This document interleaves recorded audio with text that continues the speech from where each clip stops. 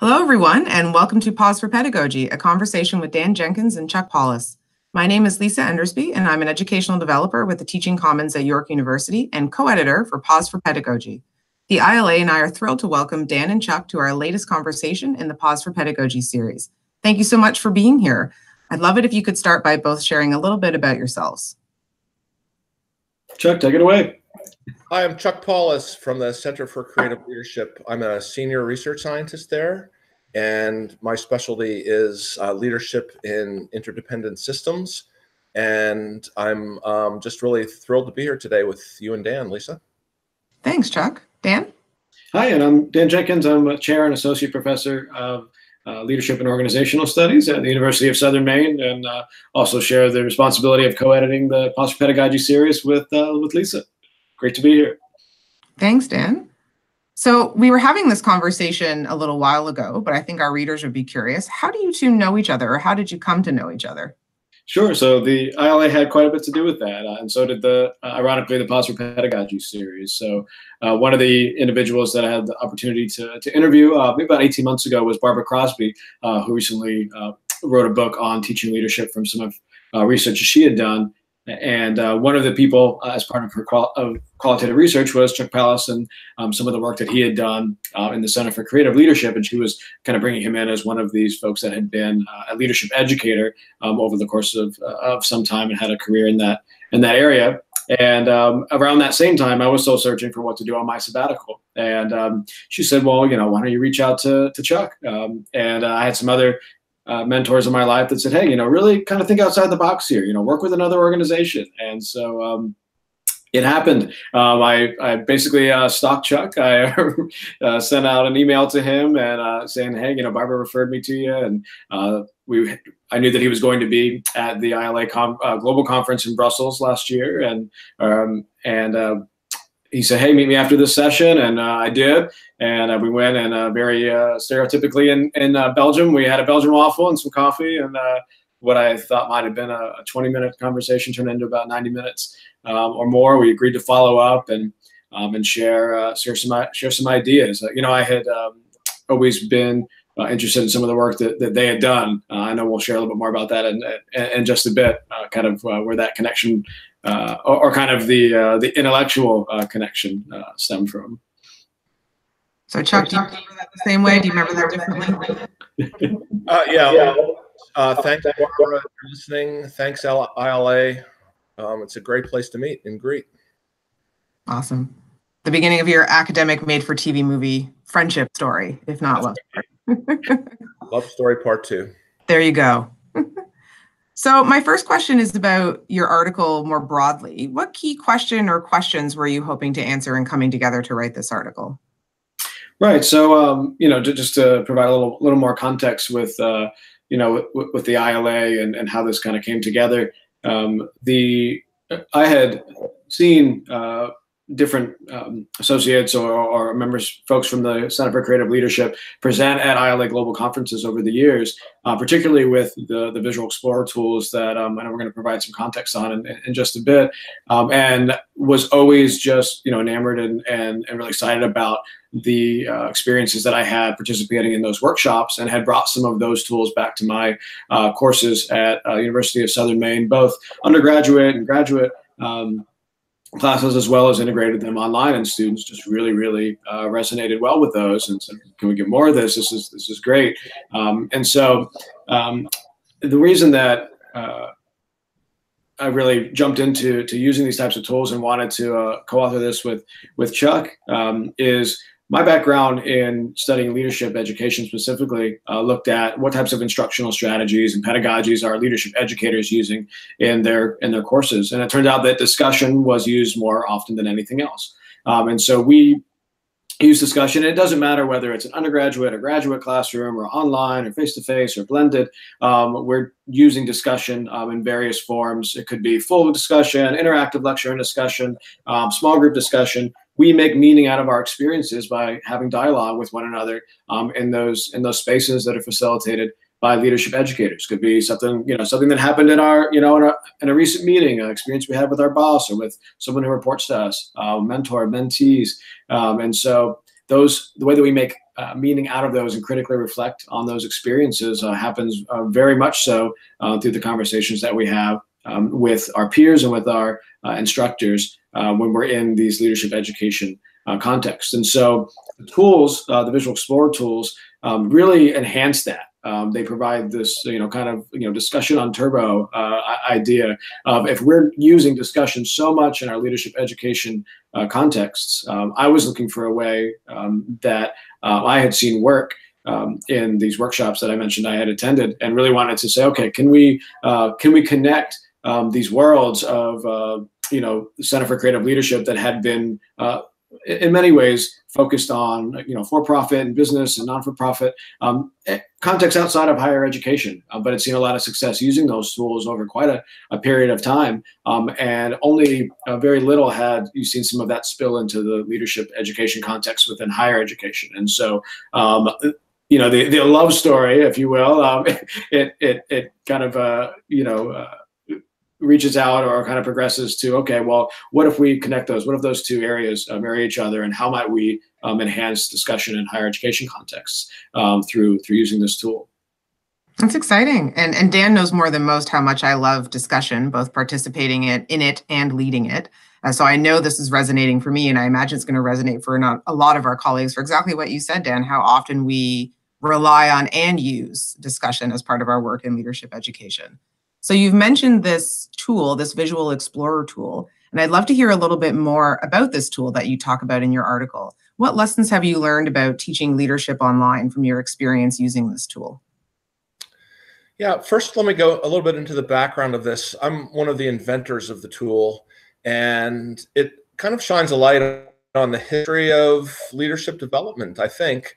When CCL was first founded, we were very heavy on the expert side and the training aspects of leadership development. There was very much of a sage on the stage approach, I think, where there was just a lot of expert knowledge that was being developed in psychology mainly about how individuals think and how their character and personality influences their action, right? So we were studying people, giving them feedback, educating them, teaching them really about all this dynamic so that they could take it back. And yet there was always another side to the work, which was in some sense the polarity of it, meaning the complementary but different part of it, which was discussion, and which was just a much more full-bodied dialogue about what it means to lead and be human and all those things that the expert realm doesn't do as well. So as the field shifted actually from a more individualistic to a more collective appreciation of leadership, and I think it did so at a time when we all realized that the challenges were getting more complex, and that individuals sort of in the classic command and control model weren't able to get the job done, as well as collectives who had more of a distributed leadership model. And of course, that sort of parallels that distinction between, one-way expert knowledge and dialogue. We were feeling that in the very definitions of leadership. So we actually started studying, of all things, art and art making and art appreciation and understanding the dynamics of what happens when people do creative work, right? And art is a collective creative process. And so I think it was a bold move that my peers initiated to study that. And one of the things we found was that what we call putting something in the middle of a conversation or a discussion actually deepens it to the point of dialogue. Sometimes we make a distinction between discussion and dialogue is the deeper form, right? It's the one that uncovers more assumptions and goes further. And what we found was that by putting something that one might call a piece of art into the middle, in other words, it had aesthetic qualities, it has intrinsic meaning, it has made meaning that you could attach to it. It has opportunity and potential for understanding what people are talking about, right? So all of these things worked in the classroom and then in the workplace. So we extended it into the workplace. And Visual Explorer in particular came about because the most portable form of art in some sense is a picture. And we started printing pictures of all kinds on 8.5 by 11 and on card size. And that became a really useful portable tool to extend far beyond our initial research on art and leadership development. People just started grabbing them from our offices when we'd print them, and we knew we were onto something, because it seemed to generalize into almost any situation in which people needed to have a deeper dialogue about almost any question could be sort of applied to this kind of context.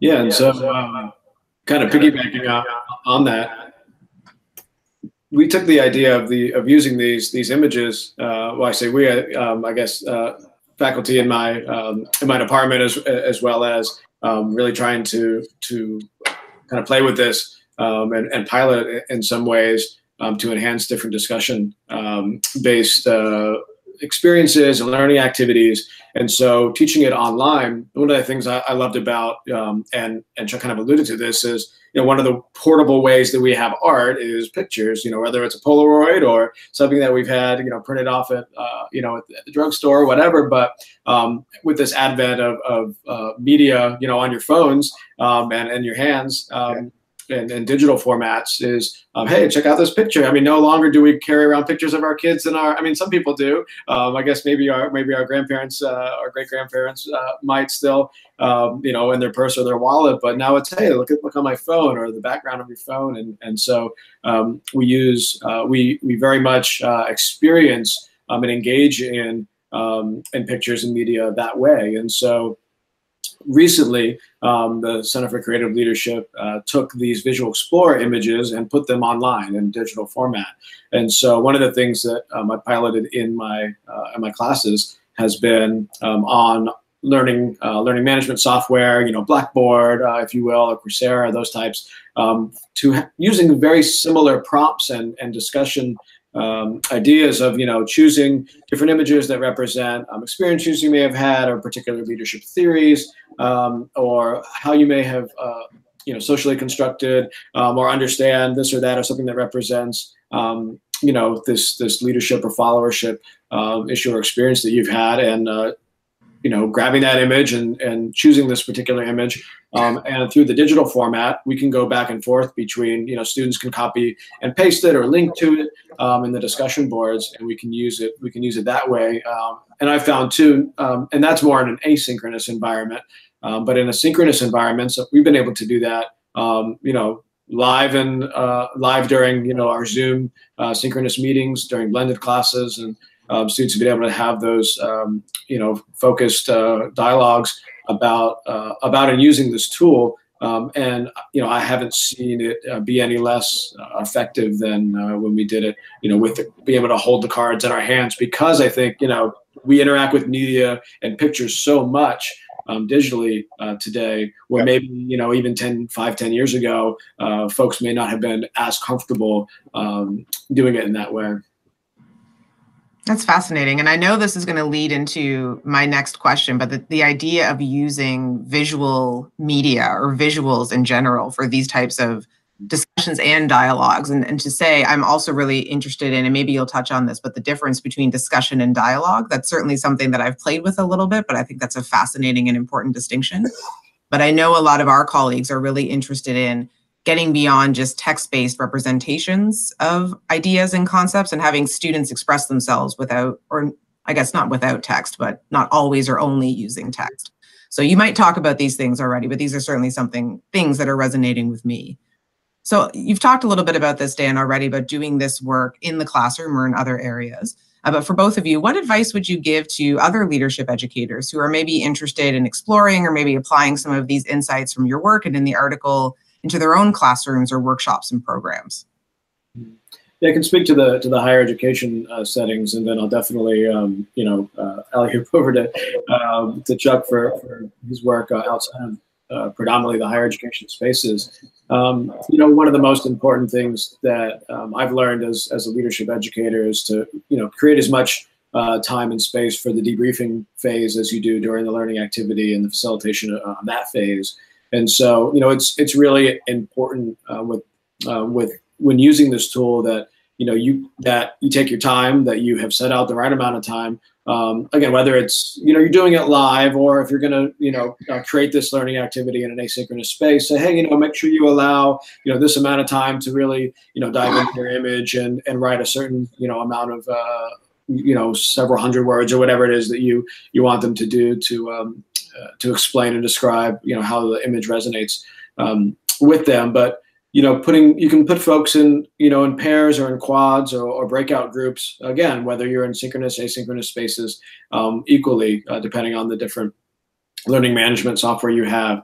But really not only allowing for individuals to describe the image that they have, but also allowing that space to say, hey, Lisa, I chose, this picture of, fighter jets, aligned perfectly, in formation in the sky. And this is how I thought of it as, a representative of this group that I worked with, on a particular project or initiative in my workplace or organization. What are your thoughts? How might you? And well, I see it totally differently. I saw it more as, I'm putting words in your mouth, but something very structured, or something with a lot of rules, or you had to be very, in line, if you will, in a certain work. And so that kind of co-inquiry and that co-meaning making is really powerful, because learning about leadership is not just learning about self, it's learning about others in the different contexts that you work in. Barbara Kellerman talks about leadership systems of the leadership follower and context. And so those conversations that come out become not just about you, but also about the others. And everyone's listening and experiencing this together. And so this idea of, leadership being a socially constructed phenomenon. And if we, want to get, I guess, technical or dive into the social science side of things, this idea of, being constructivist and how we, create meaning, but also constructivist, interpretivist, which is, if I'm going to a Van Gogh museum, I might see something different when I look at, irises or sunflowers, or it speaks to me in a different way than it does you or somebody else. But that conversation that we have about that piece of art is powerful, just as it is when using this tool. So Chuck, what are some experiences you've had in some of the programs you've done at the center, as well as I know that this has been used in webinar formats before? Yeah. Let me just start by sort of riffing off what you were just saying. I think it's really important, this idea that this kind of tool, and it's really kind of an attitude, really, about dialogue. And I would say dialogue is distinct because it helps create community. It's not just among individuals, but then there grows a community kind of space.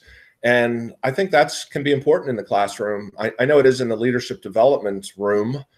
That some sort of community arises, that people are really directly connecting deeply with each other and learn from each other, and then sort of learn from the space they create. So then the images actually become group property in some sense. I might have picked it, but for at least a while, it's the group's property to make sense of it. And I'll just say one powerful move that can come out of this, and you can do this online as well, which is to go from, well, I chose this image and I'm sharing it and other people are reacting to it, to, we'll go into a collective meaning making activity where we'll be addressing some complex challenge, or in the classroom, it might be a theory. Okay. And we're all trying to make sense of it together. Then we own those images together, and we'll often have people make collages of them, or put them together in some arrangement, or cluster them. There's all kinds of things you can do to, take all the images together and make sense of them. And then that collage or that group product is jointly owned. And it's not like, well, you pick the image. It's like, well, we all each picked the images originally, but now we've all owned them together. And that's a powerful step that I think actually works well online too. So let me just say, anything that I just described as happening in the classroom, you can take photographs of it, and we do this. You can photograph it. If it's in your individual image, you can take a photograph. If it's the collective product, you can take a photograph. And then we've done it so that lives in an online space, some sort of, blog. We've used blogs for this actually pretty well. Any kind of software, and really the software doesn't matter so much, but anything where people can collectively go then online asynchronously, and then, they can do their thing online. And then when you're live together, Yes, we've found in almost any case, okay, so almost as a rule of thumb, any webinar that you can do just in the sort of old boring PowerPoint mode, you can do a little bit better by having artistic images as part of the mix. You can do that as a kind of one-way expert teaching even, and just say, hey, here's an image. I want you to react to it, and I'm going to use it to make some points. And of course, you can then easily slide into the dialogue mode of, okay, let's take a break from the teaching part, and let's everybody pick an image that describes your reaction to the theory or the practice or the idea, the research, etc., that was just presented, and then people report out basically. And that's easy to do online. One thing I'll say is that to not get too hung up on like which piece of software am I using. So sometimes people get overly intimidated by this stuff and like, oh, I have to have the right software, or oh, I have to introduce it the right way. If I'm going to use this tool, I have to know all this background, like Chuck and Dan just said. And actually, it's the opposite. It works much better if you just go ahead and do it. You don't need to describe all the theory. The only thing that matters is if it works as you're going along, and it almost always does, because people are almost always engaged in the images. And then, again, you're online and you can share them with any piece of software. It doesn't really matter if it's, we've done exercises like I just described using a PDF. You email everybody a PDF the night before and the question that you have, and so they're all prepared, or they can do it live on some sort of, shared browser, and everything in between. So the images that we provide with Visual Explorer, actually the digital ones, lend themselves very well to any and all of that. I think that's really interesting to think about this idea of creating community, and that's such an important definition of dialogue, and a piece that I think is sometimes left out of not just teaching online, but this idea of leadership and creating our definitions of leadership and leaders and how important community building is. Yes. And as you both know, I could spend hours talking about this, and it fits so nicely into my work as an educational developer, particularly when I work with faculty who are really interested in using online tools. And for me, when we talk about experiential education, sparking these dialogues, like you said, Dan, that lead to meaning making. But we'll leave that for another article and another conversation, and probably a dissertation topic at some point in the future. But I appreciate that you both are really interested in and thinking about and applying these ideas related to how leaders and leadership really connects to these important ideas of community. I think that's a really important point. So thinking about, for me anyway, this conversation has really just scratched the surface of, I know, a lot of different areas that you could explore and a lot of other applications of this tool or similar software. So do you have any ideas in mind for your future research or writing in this area? And what might you be writing about next? And I suppose the implicit assumption is that you'll be working on this together. So yeah, I mean, the partnership was to how do we bring these tools into the higher education space. And so and thinking back to what I shared earlier about discussion being the primary way that we teach leadership to students, is how can we get this out to leadership educators both in curricular and co-curricular spaces. And so we're developing some different modules and ideally an instructor's guide and some other things over the next year or so. My goal is that the sabbatical was just kind of the start of that, and that I continue this relationship with the Center for Creative Leadership and be able to showcase or demonstrate how these tools work at the ILA conference hopefully this next year, and some other association conferences, but also to do some webinars and some other things, and get it out through mediums like the Palus for Pedagogy, and be able to share with leadership educators, hey, this stuff works, and here's how, and if we're going to do discussion, here's a way to make it more productive and effective and more meaningful for the students in your classes. So I think that definitely what I'll be writing about is ways to do that, and different outlets, but also sharing, and hopefully with Chuck and other folks at the Center for Creative Leadership and in our network that are willing to use these tools and pilot them with their students, and see what happens. For my part, really what we've been calling the democratization leadership and leadership development. That means testing these ideas on the global stage, reaching people that are lower down in the economic pyramid, serving the underserved, basically, which is part of the mission of the Center for Creative Leadership. And one of the great parts of all this work that we've just been describing is that so far our testing indicates, beyond testing, really, our applications indicate that this is really a great kind of mind space, the use of art and visuals and imagery and pictures really cuts across a lot of demographics.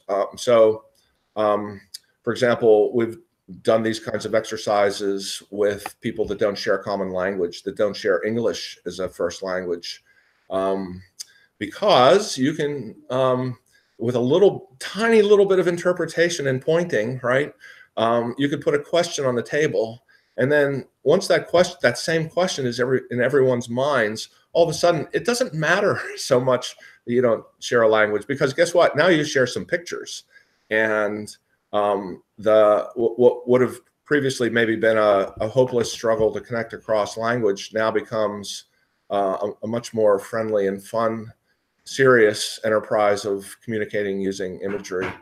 We even in one session had a blind man that was to go through the Visual Explorer exercise, and my colleague was really stunned when the blind man walked into the room on the arm of someone, because he said, how I'm about to facilitate this, how could this possibly work? It's going to be embarrassing for us all. But they scrambled, and it turned out to be a very profound experience, because, hey, guess what? People just described the images to the blind man, and he was quickly able to interrogate the images, because guess what? He's able to interrogate art of all forms, even though he's blind. So that was just a deep experience for everyone. And so just in sum, it indicates the future of this is sort of the global diversity, inclusion, and equity kind of space, I think. Absolutely. And it sounds like you've both landed in a good spot with ILA to continue to share some of this work on that stage. Yes. So anything that either of you or both of you wanted to add or share before we wrap up our conversation today? No, not that I can think of. Yeah, I'm good. Stay tuned for this collaboration with CCL and Dan and his colleagues in his work. This, I think, is a step in what I was trying to describe as, a more inclusive way of viewing the work we do that cuts across, artificial boundaries like, oh, it's education, or, oh, it's corporate development. We're in a space in which we're all human beings, and some of these distinctions need to soften. And so we're trying to reach across. That's exciting. I'm looking forward to seeing more. Part 2 of the academic love or friendship story coming soon to a ILA theater near you. I could belabor the metaphor, but I won't. Well, thank you both for joining us today. Pause for Pedagogy is an initiative of the Leadership Education Member Interest Group of the International Leadership Association. Our articles and videos are available at www.ila-net.org. And you can also follow us on Twitter at @the_ILA. Thanks so much, both. Thank you.